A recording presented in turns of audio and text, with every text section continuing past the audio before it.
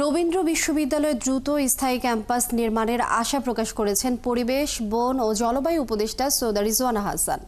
দুপুরে সিরাজগঞ্জের শাহজাদপুরের রেশম বাড়িতে রবীন্দ্র বিশ্ববিদ্যালয়ের প্রস্তাবিত স্থায়ী ক্যাম্পাস পরিদর্শনকালে তিনি একথা বলেন। উপদেষ্টা জানান, স্থায়ী ক্যাম্পাস নির্মাণের বিষয়টি ইতিমধ্যে একনেকে প্রস্তাব করা হয়েছে এবং এ বিষয়ে কারো দ্বিমত নেই। এর আগে সকালে শাহজাদপুর উপজেলার রবীন্দ্র বিশ্ববিদ্যালয়ের অস্থায়ী ক্যাম্পাস ৩ পরিদর্শন শেষে শিক্ষকদের সাথে সৌজন্য সাক্ষাৎ করেন তিনি।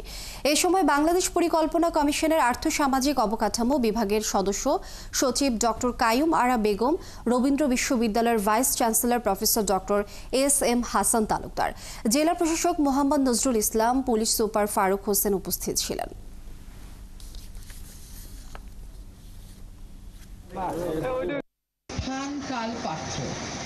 এটা বিবেচনা করেই সবকিছু আমাদেরকে সিদ্ধান্ত নিতে হয়।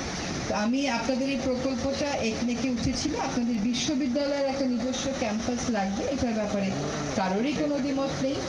আমাদের শুধু এখানে এসে দেখা যে জায়গাটা আসলে কেমন, জায়গাটা কতটুকু উপযুক্ত।